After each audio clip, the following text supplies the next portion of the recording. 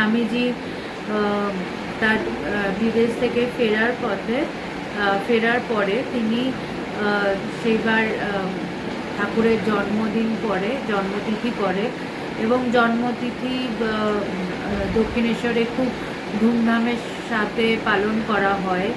তো প্রচুর মানুষজন সেখানে আসেন। তো স্বামীজি এবং শিষ্য তারা দুজনেই সেখানে যান।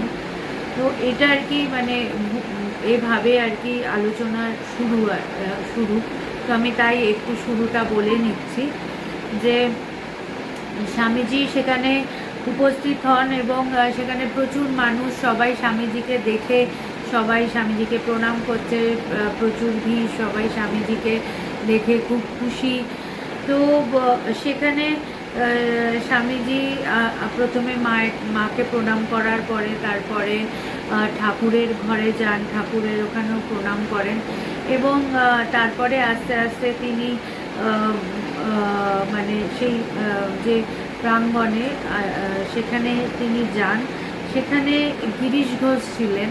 তো তাদের মধ্যে একটা আমরা যেটা দেখে থাকি যে আমাদের মানে যারা সেই গুরুর সঙ্গ করেছে তাদের মধ্যে যে মানে কথোপকথন এবং তাদের মধ্যে যে ভাব ভালোবাসা, সেটা কিন্তু একটা অন্যরকমই দেখা যায়। কারণ আমরাও এটা দেখে থাকি, আজকে যারা নতুন ভগবানকে দেখছেন তাদের যে মনোভাব, তারা যেভাবে আমাদের থেকে শুনে যেভাবে ভাবছে, আর যেই সব ভক্তরা আমরা যখন তারা একত্রিত হই, যারা ভগবানের সঙ্গ করেছি, তাদের মধ্যে যে কথোপকথন হয়, দুটো কিন্তু একটু তফাৎ আছে, দুটোর মধ্যে একটু পার্থক্য আছে।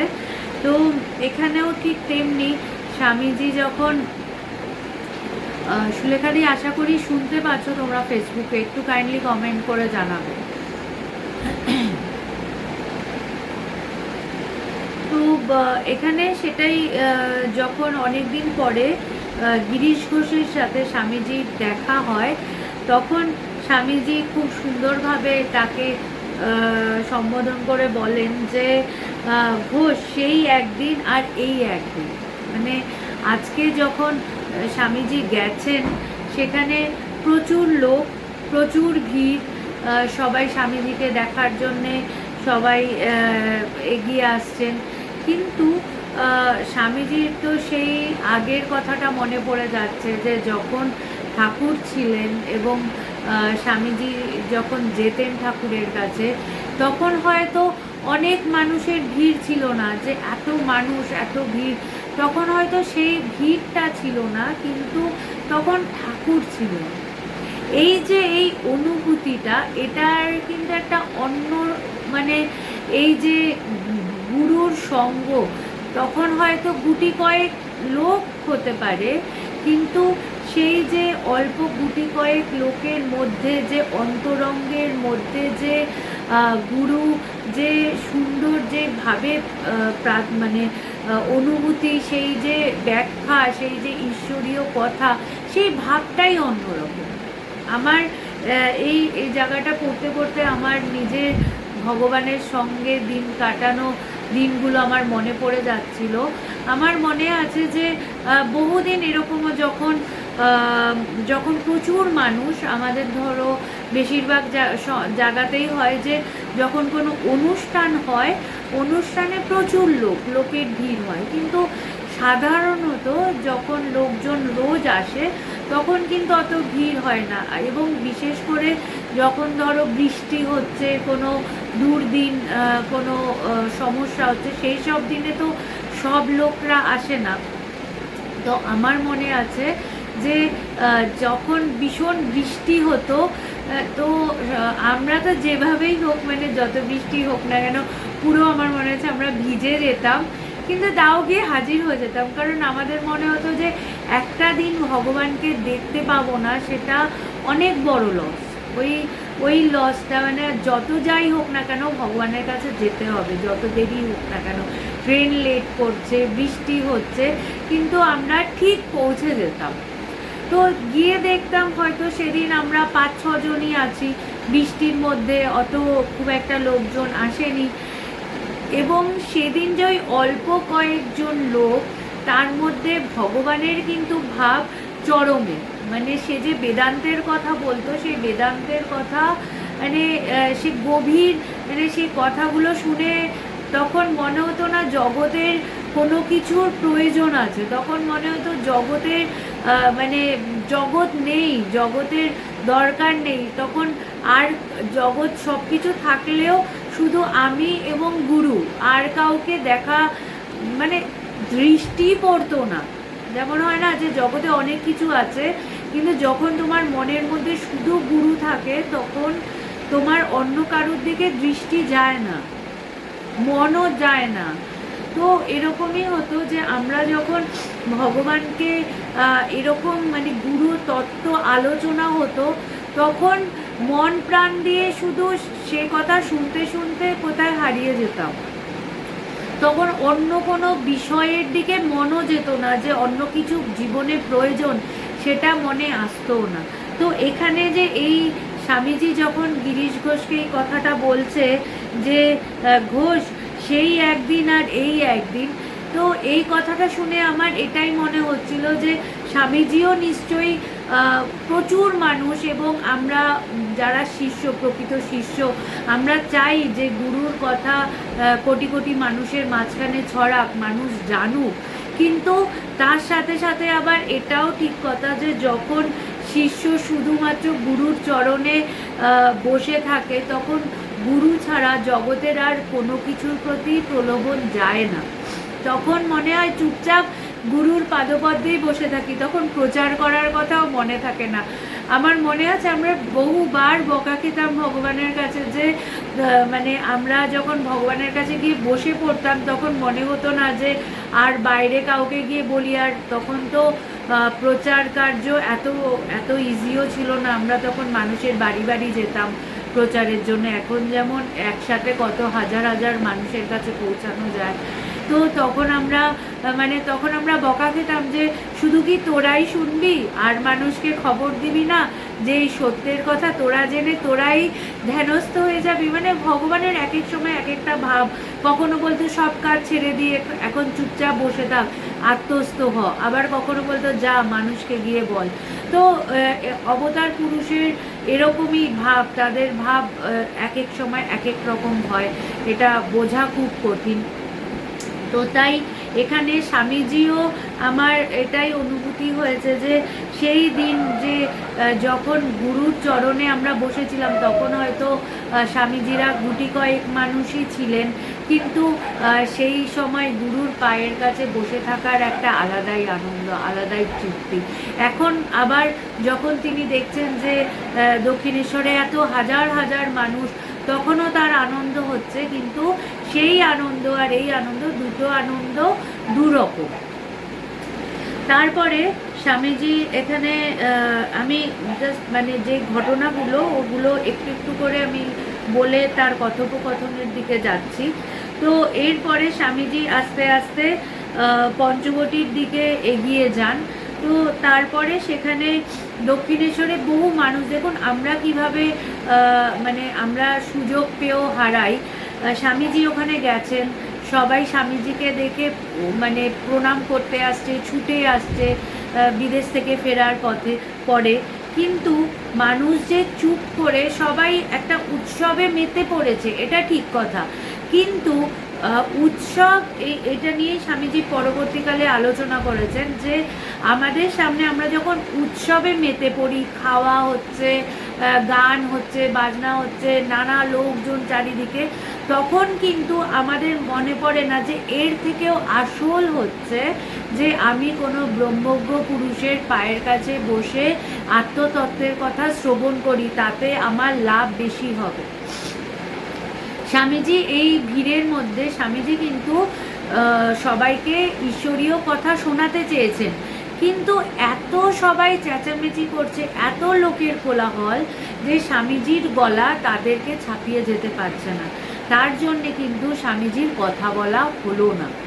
এখানে দেখুন বলছেন যে সেদিন দক্ষিণেশ্বরে ঠাকুর বাড়ির সর্বত্রই একটা দিব্যভাবের বন্যা ওই রূপে বইয়া যাইতেছিল। এইবার সেই বিরাট জনসংঘ স্বামীজির বক্তৃতা শুনিতে উদ্গ্রীব হইয়া দণ্ডায়মান হইল। সবাই কিন্তু স্বামীজির কথা শোনার জন্য দাঁড়ালো, কিন্তু সমস্যা কোথায়? কিন্তু বহু চেষ্টা করিয়াও স্বামীজি লোকের কলরবের অপেক্ষা উচ্চ স্বরে বক্তৃতা করিতে পারিলেন না।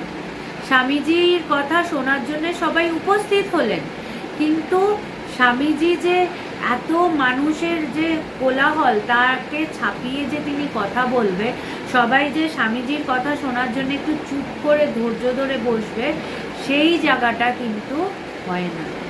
তো যখন কোনো উৎসব হয় সেখানে কিন্তু আমরা কোথায় এই জায়গাটাতে প্রায়োরিটি দেবো যে না, আমরা কারুর যার কথা শুনলে আমার কাজে লাগবে আমি সেই কথাগুলো শুনি, প্রসাদ খাওয়া বা আরও অন্য কিছু ঘোরা দেখা প্রণাম করা সেগুলো নয় পরে হবে, আমরা কিন্তু সেই জায়গাটা কিছুতেই মাথা রাখতে পারি না। আমাদের মনে হয়, আমরা অনেক সময় দেখতাম ভগবানের ওখানে ভগবান অপেক্ষা করছে যে ভগবান সবাইকে কথা শোনাবে, কিন্তু সবাই ভিড়ের মধ্যে ঠেলে ঠেলে গিয়ে ভগবানকে প্রণাম করতেই ব্যস্ত। সেই সময়টা কিন্তু কেটে যাচ্ছে, প্রণাম করাচ্ছে। ভগবান বলতেন আমাকে ভিড়ের মধ্যে প্রণাম করে তোমরা যা পাবে তার থেকে বরঞ্চ তোমরা যদি আমার কথা শোনো মন দিয়ে, তাহলে তোমাদের লাভ বেশি হবে। কিন্তু আমরা এই জায়গাটা বুঝতে চাই না। আমাদের মনে হয় যে আমরা যখন কাউকে দেখি, আমার ব্রহ্মজ্ঞ পুরুষ আমাদের সামনে কেউ আসে, আমাদের মনে হয় তাকে একটু ছুঁই, তাকে গিয়ে একটু প্রণাম করি, তার একটু ফুল নেই, একটু প্রসাদ বাড়িতে নিয়ে যাই। আমাদের এই গৌণ পদার্থগুলোই আমাদের মনে হয় এগুলো আমাদের জরুরি। কিন্তু ভগবান বলতেন ওই তোমরা বাড়িতে গিয়ে ফুল নিয়ে গিয়ে রেখে দেবে, এইটা আর একটা কুসংস্কারে তৈরি হবে। তোমরা ওই ফুলটাকে সাজিয়ে রেখে দেবে, না এটা তার পায়ের ফুল আমি রেখে দিই, তারপরে সেটাকে মাথায় ঢাকাবে, তারপরে সেটা আরও নতুন কিছু নিয়মের মধ্যে তোমরা আবদ্ধ হয়ে যাবে। কিন্তু তার বদলে যে এই মহাপুরুষেরা, ব্রহ্মজ্ঞ পুরুষেরা যেই কথাগুলো বলেছে, সেই কথাগুলো যে কাজে লাগালে আমাদের জীবন অনেক পরিবর্তন হবে, আমাদের উন্নতি হবে, আমরা সেই জিনিসটা কিন্তু ধরতে পারি না। আমরা সেই পথে কিন্তু এগোই না। আমরা কি করি? আমরা ওই ভাবি ওই একটু ফুল নিয়ে যাই, একটু প্রসাদ নিয়ে যাই, একটু ছুঁই, ওগুলোতেই বোধহয় উন্নতি হবে। কিন্তু যে যথার্থ ব্রহ্মজ্ঞ পুরুষ, যে যথার্থ ঠিক ঠিক পথ দেখাচ্ছে সদ্গুরু, তারা কিন্তু বারবার সবসময় সবাইকে বলে যে আমি যেই কথাগুলো বলছি সেই কথাগুলো জীবনে কাজে লাগাও। তাই এখানে স্বামীজি বলছেন, অগত্যা বক্তৃতার চেষ্টা পরিত্যাগ করিয়া তিনি আবার ইংরেজ মহিলা দুটিকে সঙ্গে লইয়া ঠাকুরের সাধন স্থান দেখাইতে এবং শ্রী শ্রী ঠাকুরের বিশিষ্ট ভক্ত ও অন্তরঙ্গগণের সঙ্গে আলাপ করিয়া দিতে লাগিলেন। বলছে যে যখন তিনি দেখলেন যে একেবারেই কথা বলা সম্ভব হচ্ছে না, তখন তার যে বিদেশি দুজন ভক্ত ছিল সেই ভক্তদেরকে নিয়ে তিনি অন্য জায়গায় গিয়ে কথা বলা শুরু করলেন। কারণ ওই ভিড়ে মানুষ তার কথা শোনার জন্যে শান্ত হয়ে বসছে না, তারা ঠেলাঠেলি করে কেউ প্রণাম করবে, কেউ এটা করবে, কেউ সেটা করবে। সুতরাং এই জায়গাটা আমাদের বোঝবার রয়েছে। এর পরিপ্রেক্ষিতে স্বামীজি তারপরে গাড়ি ডেকে নিয়ে স্বামীজি আলামবাজারে তখন তিনি থাকতেন, সেখানে তখন মঠ হয়েছিল, তো সেখানে স্বামীজি শিষ্যকে নিয়ে গাড়িতে উঠলেন এবং গাড়িতে বসে, এই জন্য বলছে যে গুরু সঙ্গ করা কত জরুরি। গুরু সবসময় যে আসনে বসেই ঈশ্বরীয় আলোচনা করেন তা কিন্তু নয়।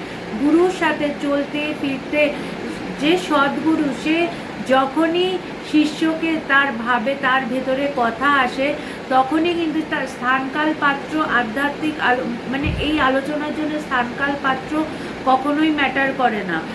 যেখানেই থাকুক না কেন, গুরু সবসময় চেষ্টা করে শিষ্যের মন যাতে অন্তর্মুখী হয়। তাই জন্যে তিনি সবসময় যখনই তার ভেতর দিয়ে কোনো কথা আসে, তিনি কিন্তু শিষ্যর সাথে সেটা নিয়ে আলোচনা করেন। তো এখানেও দেখা যাচ্ছে গাড়িতে যখন শিষ্যের সাথে স্বামীজি যাচ্ছেন, তখন স্বামীজি কি বলছেন যে কেবল অ্যাবস্ট্রাক্ট আইডিয়া নিয়ে পড়ে থাকলে কি হবে? এসব উৎসব প্রভৃতিরও দরকার, তবে তো মাসের ভেতরে সকল ভাব ক্রমশ ছড়িয়ে পড়বে। বলছে যে শুধু কিছু আইডিয়া ধরে থাকলে হবে না, মানুষের মাঝখানে উৎসব করতে হবে, মানুষকে ডাকতে হবে, মানুষের মধ্যে এই যে যেমন আমরা বছরে 17ই এপ্রিল আসছে, আপনারা সবাই জানেন যে আমরা প্রতি বছর 17ই এপ্রিল বড় করে অনুষ্ঠান করি আমাদের মৈত্রেয়ী ভবন থেকে। তো এবারও আমরা সেটা করব। আমাদের নিউ ব্যারাকপুরে আমাদের আশ্রমের পাশেই অঙ্গনা লজ রয়েছে, সেখানে আমরা সারাদিন ব্যাপী এই অনুষ্ঠান করব। তো অবশ্যই সেই দিনের জন্য তো সবার জন্য আমন্ত্রণ রইলই। আমি এটা পরে এখনও সময় আছে যেহেতু, তাই জন্যে আমি এখনও কাউকে জানাইনি। কথার পরিপ্রেক্ষিতে আসছে যে আমরা এরকম উৎসব করে থাকি এবং উৎসব জরুরি, উৎসবকে কেন্দ্র করে বহু মানুষ একসাথে একত্রিত হয়, এটা ঠিক কথা। কিন্তু স্বামীজি কি বলছেন, এই যে হিন্দুদের 12 মাসে 13 পার্বণ, এর মানেই হচ্ছে ধর্মের বড় বড় ভাবগুলি ক্রমশ লোকের ভেতর প্রবেশ করিয়া দেওয়া। যে যে আমাদের যে একের পর এক নানা অনুষ্ঠান হতে থাকে, নানা পুজো আর্চা একের পর এক হতে থাকে, এটা ভালো দিক। এতে মানুষ একটা মানে একটা আধ্যাত্মিক ভাবের মধ্যে দিয়ে যায়। কারণ যেই সব মানুষরা দৈনন্দিন জীবনে রোজ যারা চর্চা করে না, তারা অন্তত এই বিশেষ দিনগুলো, যেমন এখন নবরাত্রি চলছে, এই চৈত্র মাসে এই সময় যে দুর্গা পুজো হয়, তো এই সময় এক একটা এই যে পুজোকে কেন্দ্র করে অন্তত মানুষজন একটু চণ্ডীপাঠ করছে, একটু উপোস করছে, একটু ঈশ্বরের চিন্তা ভাবনা করছে, জপ করছে। তো এই যে এই বিশেষ দিনগুলোতে কী হয়, এমনি যারা রোজ চর্চা করতে পারে না, অন্তত পুজো আর্চার দিনগুলোকে কেন্দ্র করে তারা একটু জপ দেন, একটু চর্চা, একটু গিয়ে ঠাকুর দেখতে গিয়ে আর কিছু না হোক মনের মধ্যে সামনে যখন আমরা মূর্তি দেখি, আমরা চোখ বন্ধ করে একটু 2 মিনিট দাঁড়িয়ে একটু প্রণাম তো করি। হয়তো এখন মোবাইল নিয়ে ফটো তোলাটাই বেশি সব প্যান্ডেলে জরুরি হয়ে যায়, খাওয়া দাওয়া এগুলোই জরুরি হয়ে যায়, তাও তার মধ্যে দিয়েও অ্যাটলিস্ট 1% হলেও একটা চান্স থাকে যে মানুষজন সমস্ত কিছুর মধ্যে দিয়ে, ভিড় ভাট্টা, প্যান্ডেল, লাইটিং, মোবাইল, ফটো তোলা, খাওয়া দাওয়া, সমস্ত কিছুর মধ্যে দিয়েও কিন্তু মানুষজন একবারের জন্য হলেও মূর্তি দেখে চোখ বন্ধ করে হোক একবার দেখে ঈশ্বরের নাম চিন্তা তো করছে। এটা হচ্ছে সমস্ত, আমরা সবসময় নেগেটিভিটিটাকেই সামনে রাখি, কিন্তু স্বামীজি আমাদেরকে এবং ভগবানকেও দেখেছি সবসময় সমস্ত নেগেটিভ কথার মধ্যে দিয়ে পজিটিভ কথাটা ধরতে শেখায়। তাই এখানে স্বামীজি বলছেন যে অন্তত আর কিছু না হোক এই পুজো আর্চার মধ্যে দিয়ে তারা একবারের জন্য হলেও তো ঈশ্বরের চিন্তা ভাবনা করবে, সেটা হচ্ছে আমাদের পজিটিভ দিক। বলছেন সাধারণ লোকে ওই সকলের প্রকৃত ভাব না বুঝে ওই সকল মত্ত হয়ে যায়, আর ওই উৎসব আমোদ থেমে গেলেই আবার যা তাই হয়। বলছে বেশিরভাগ মানুষ কী হয়, এই উৎসবে মেতে ওঠে, তখন সবাই মানে সব এই প্যান্ডেল দেখে, পুজো আর্চা দেখে, সমস্ত কিছু দেখে তারা উৎসাহিত হয়, কিন্তু তারপরে আবার দেখা যাচ্ছে যে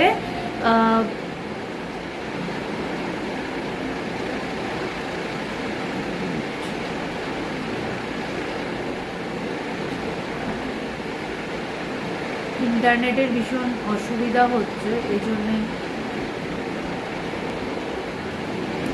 তো এটাই স্বামীজি বলছেন যে যতক্ষণ উৎসব চলছে ততক্ষণ তো সবাই এগুলো নিয়ে মেতে ওঠে, কিন্তু আবার দেখা যায় যে যেই উৎসব শেষ হয়ে গেল আবার মানুষ তার দৈনন্দিন জীবনে ফিরে যায়, আবার যেই কেসেই তখন আর তাদের ঈশ্বরীয় কথা আর বা ঈশ্বরের চিন্তাভাবনা তখন আর তার মনে পড়ে না। তো এই জায়গাটাতে স্বামীজি বলছেন যে সেজন্য ওগুলি ধর্মের বহিরাবরণ প্রকৃত ধর্ম আত্মজ্ঞানকে ঢেকে রেখে দেয়, এ কথা সত্য। বলছে যে এর কারণে কি হচ্ছে, যে আমাদের প্রকৃত যে এই আধ্যাত্মিক চিন্তা ভাবনায় আসল যেটা হচ্ছে যে আত্মজ্ঞান, আসল যে হচ্ছে আমরা যাই করি না কেন আমাদের আসল জিনিস হচ্ছে আমি ঈশ্বরকে শুধু পুজো করব না, ঈশ্বরকে শুধু প্রণাম করব না, ঈশ্বরের আরও গভীরে যাব, আমি ঈশ্বরকে অনুভব করার চেষ্টা করব। তো সবাই, বেশিরভাগ মানুষ এর মধ্যে মেতে গিয়ে ওই ঈশ্বরকে যে অনুভব করতে হবে এই কথাটা কিন্তু তারা ভুলে যায়। এই কথাটা ভুলে গিয়ে তারা এর মধ্যে মেতে ওঠে। সুতরাং আবার স্বামীজি দুই দিকই বলছে। এই দিকটাও যেমন হয় যে বেশিরভাগ মানুষ শুধু এই পুজোটুকু সময়ই ঈশ্বরীয় চিন্তা ভাবনা বা যেটুকু হোক তারা এই পথে অগ্রসর হয়, তারপরে আবার যেই শেষ হয়ে যায় আবার তারা যেই কি সেই হয়, এটাও যেমন ঠিক কথা। আবার বলছে যে এর মধ্যে পজিটিভ দিকটা কি, কিন্তু যারা ধর্ম কি আত্মা কি এসব কিছুমাত্র বুঝতে পারে না, তারা ওই উৎসব আমোদের মধ্যে দিয়ে ক্রমে ধর্ম বুঝতে চেষ্টা করে।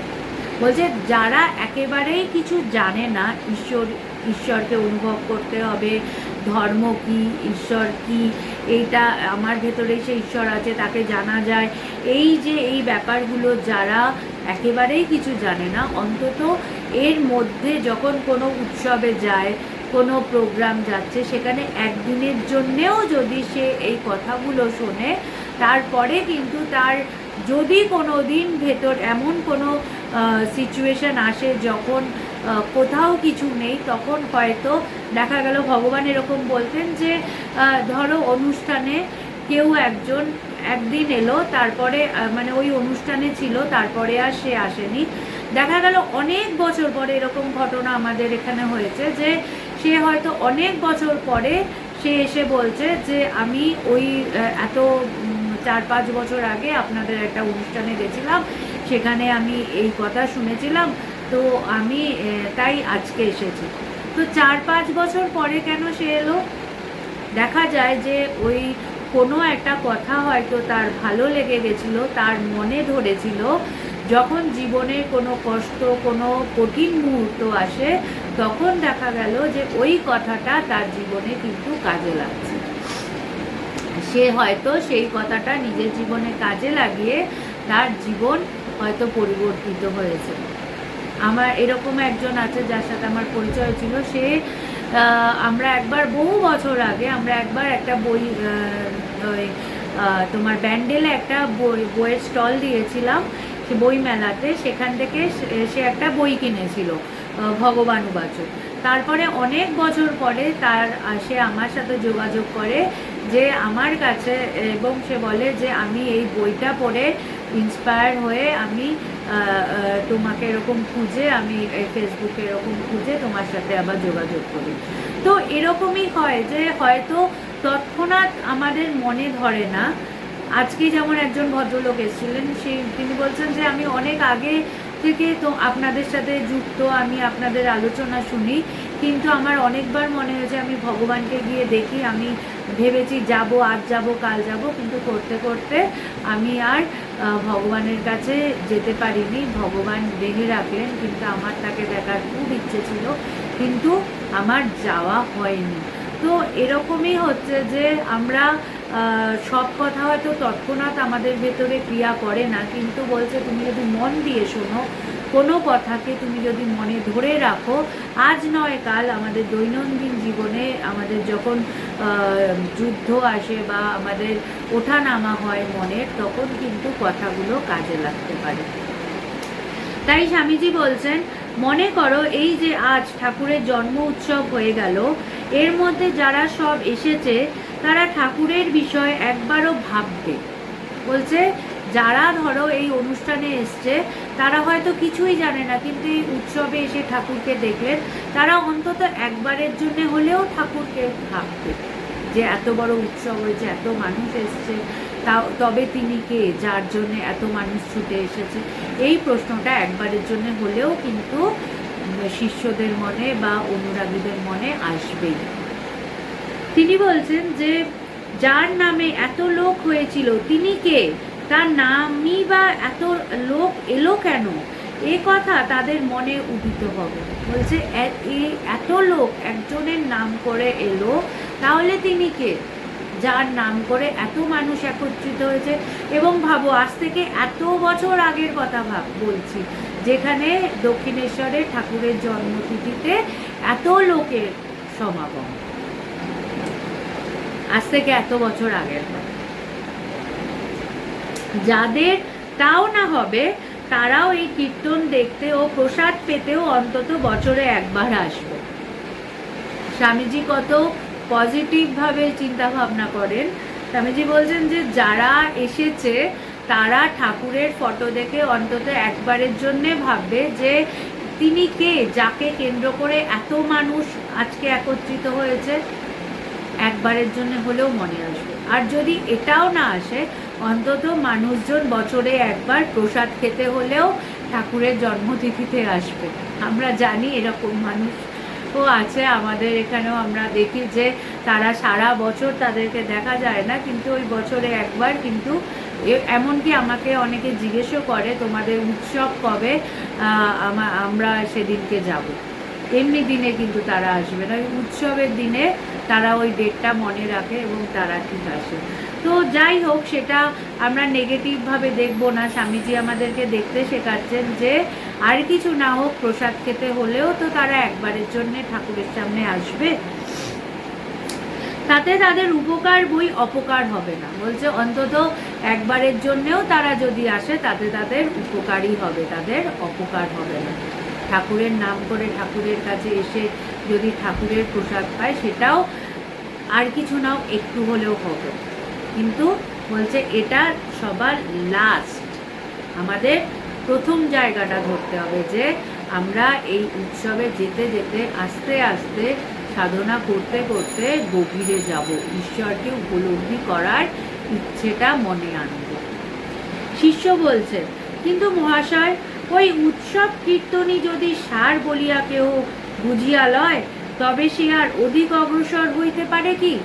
বলছে কেউ যদি এটা ভেবে নেয় যে এই উৎসবই আসল জিনিস, তবে সে কি আর গভীরে যেতে পারে? আমাদের দেশে ষষ্ঠী পূজা, মঙ্গলচণ্ডীর পূজা প্রভৃতি যেমন নিত্য নৈমিত্তিক হইয়া দাঁড়াইয়াছে, ইহাও সেই রূপ একটা হইয়া দাঁড়াইবে। মরণ পর্যন্ত লোকে ওইসব করিয়া যাইতেছে, কিন্তু কই এমন লোক তো দেখিলাম না যে ওই সকল পূজা করিতে করিতে ব্রহ্মজ্ঞ হইয়া উঠিল। এটা কিন্তু যথার্থ কথা যে এই এই নিত্য নৈমিত্তিক আমরা হাজার হাজার পুজো করছি, কিন্তু পুজো করতে করতে আমরা আমাদের ক্লাসে উত্তরণ হয় না। যেমন আমাদের প্রত্যেকের প্রমোশন দরকার, তেমনি আমাদের আধ্যাত্মিক পথেও তো উত্তরণ দরকার। শুধু উৎসবে গেলাম, শুধু অনুষ্ঠান করলাম, শুধু ঠাকুর এই ছিলেন, ঠাকুর এই কথা বলেছেন, স্বামীজি ওই কথা বলেছেন, এতে কিন্তু আমাদের প্রকৃত একটু আধটু হবে, একেবারে কিছু না হওয়ার চেয়ে কিছু হয়তো হবে, কিন্তু পুরোটা হবে না। পুরোটা হতে গেলে কিন্তু আমাদের এই উৎসবকে কেন্দ্র করে দেখতে হবে, আচ্ছা যার জন্যে এত মানুষ ছুটছে, তাহলে তার মধ্যে কি আছে, এবং তাকে জানার চেষ্টা করতে হবে, আরও গভীরে যেতে হবে, আরও ভেতরে ঢুকতে হবে যে কে তিনি, যে দেহে নেই কিন্তু আজকে এত বছর পরেও মানুষ তার পেছনে ছুটছে, তাকে তার জন্যে জীবন। বহু মানুষ তো ঠাকুরের কথা শুনে কথামৃত পড়ে সন্ন্যাসী হওয়ার জন্যে ঘর ছেড়েছে, স্বামীজির কথা শুনে ঘর ছেড়েছে। সুতরাং তারা তবে কে, যার কথা শুনে মানুষ সব কিছু ছেড়ে দিয়ে এই পথে চলে আসছে? কি এমন তাদের কাছে পাচ্ছে যার জন্যে জগতের এত চাকচিক্য, এত সৌন্দর্যকে আলুনি লাগছে? এই প্রশ্নটা কিন্তু আমাদের প্রত্যেকের মনে আসা দরকার যে আজকে তাও তো রামকৃষ্ণ দেবকে, ঠাকুরকে, স্বামীজিকে সবাই জানে, চেনে। আজকে ভগবানের পথে আমরা যখন এসছি, যেমন ঠাকুর যখন স্বামীজি যখন এসেছিলেন, তখন ঠাকুরকে কত মানুষই বা চিনত, গুটি কয়েকজন ছিল। যেমন আমরা যখন ভগবানের কাছে এসেছি, তখনও বা কত মানুষই বা ভগবানকে জানতো, কেউ তো জানতো না। কিন্তু এই প্রশ্নটা সবার ভেতরেই আসা দরকার যে আমরা কি এমন ভগবানের কাছে এসে পেলাম যে আমাদের কাছে তো সব ছিল, আমরা সব কিছু ছেড়ে দিয়ে আমরা ভগবানের কাছে চলে এলাম। আমরা এই জীবনটাকে চুজ করলাম, তার মানে ভগবানের কাছে এসে এমন কিছু নিশ্চয়ই পেয়েছি। তখন তো আমাদের আশ্রম, আমার যখন সন্ন্যাস হয়েছে, না আমার আশ্রম ছিল, না আমাদের কোনো সিকিউরিটি, না আমাদের কোনো আশ্রয়, না আমাদের কোনো ঠিকানা যে ভবিষ্যতে কী হবে আমরা কিছু জানি না। তো ওরকম একটা ইনসিকিওর একটা মানে আমরা জানি না আমাদের জীবনে কি হবে, এরকম একটা সময়ে আমরা এই জীবনটাকে বেছে নিলাম কেন? তাহলে কি এমন ভগবানের কাছে এসে পেলাম যেই পাওয়ার পরে জগৎকে আমার আলুনি বলে মনে হলো, জগৎটা আমার কাছে প্রায়োরিটি পেল না। এখনও বহু মানুষ এরকম কথাও ভাবে যে আমি হয়তো মানে মানুষজন, আমি হয়তো আরও কিছু পেলে আমি এ পথে আসতাম না, কিন্তু আমার ভেতরে এতটাই দৃঢ়তা যে ঈশ্বরকে পাওয়ার পরে ভেতরে জগতে আমার পায়ের কাছে কোটি কোটি টাকা এলেও ঈশ্বরকে ছেড়ে আমি কখনো যাব না। কেন? ঈশ্বরকে পাওয়ার যে সুখ তা আমাদের খুব ভালো করে জানা আছে, জগতে কোনো কিছুর মধ্যে সেই সুখটা নেই। তাই আমি কেন মিছিমিছি সেই সব মানে অবস্তু, মিথ্যা অনিত্য বস্তুর পেছনে ছুটবো, যা আমি জানি যে সেটা থাকবে না। আমি এতটাও তো বোকা নই ঈশ্বরকে পাওয়ার পরে যে আমি অন্য কিছুর পেছনে ছুটবো। তাই এখানে স্বামীজির কথা দিয়ে আজকে শেষ করব আলোচনা। স্বামীজি এই কথা, শিষ্যের এই কথার পরিপ্রেক্ষিতে বলছেন যে কেন এই যে ভারতে এত ধর্মবীর জন্মেছিলেন, তারা তো সকলে ওইগুলি ধরে উঠেছেন এবং অত বড় হয়েছেন। ওইগুলিকে ধরে সাধন করতে করতে যখন আত্মার দর্শন লাভ হয়, তখন আর ওই সকল আর থাকে না। তবু লোক সংগ্রহের জন্য অবতারকল্প মহাপুরুষেরাও ওইগুলি মেনে চলেন। বলছে যে ব্যবহারিক জগতে অবতার পুরুষেরাও লোকের জন্যে, মানুষের কল্যাণের জন্যে মানুষের কাছে কথা বলে থাকে ঠিকই, উৎসব করা হয় ঠিকই, কিন্তু যারা প্রকৃত ঈশ্বরকে ভালোবাসে তারা ঈশ্বরের পুজো আর্চা করতে করতে তাদের একটা সময় গভীরে সে ঢুকে যায়ই, তাদের ভেতর পরিবর্তন হয়, তারা ঈশ্বরের মধ্যে নিমগ্ন হয়ে তারা ঈশ্বরকে অনুভব করে, তাদের মধ্যে আর জগতের অন্য কোনো চাহিদা থাকে না, তারা ঈশ্বরকে পেয়ে পূর্ণ হয়ে যায়, তাদের সমস্ত অভাব মিটে যায়। তাই পুজো দিয়ে শুরু হয় ঠিকই, ভগবান বলতেন যেমন এবিসিডি দিয়ে শুরু হয়, তেমনি পুজো দিয়ে আমাদের জীবন আধ্যাত্মিক পথে শুরু হয় ঠিকই, কিন্তু পুজো করতে করতে একটা সময় সাধন ভোজন করতে করতে আমাদের মনের এমন অবস্থা হয়, তখন আমরা পুজোতে বসি ঠিকই, জপ করতে করতে ঠাকুরের পায়ে ফুল দিতে দিতে আমার সত্যিই ভেতরে মনে হবে আরে আমি তো সেই স্বয়ং ঈশ্বরের পায়েই ফুল দিচ্ছি, এবং এই অনুভূতি যে আমি স্বয়ং ঈশ্বরকেই ছুঁচ্ছি, আমি স্বয়ং ঈশ্বরকেই সাজাচ্ছি, এই যে অদ্ভুত অনুভূতি, এবং এটা হতে হতে তখন আস্তে আস্তে বহির জগৎ শূন্য হয়ে যেতে লাগে, শূন্যে শূন্য মিলাইল, তখন আর বাইরের কোনো ফটো, কোনো মূর্তি, কোনো কিছু আলাদা বলে মনে হয় না, তখন সেই মূর্তির সাথে একাকার হয়ে গিয়ে, সেই বিগ্রহের সাথে একাকার হয়ে গিয়ে আমি সেই ঈশ্বরকে অনুভব করি, সেই আনন্দ অনুভব করি। আজ এই অবধি থাকুক, আপনারা সবাই ভালো থাকুন।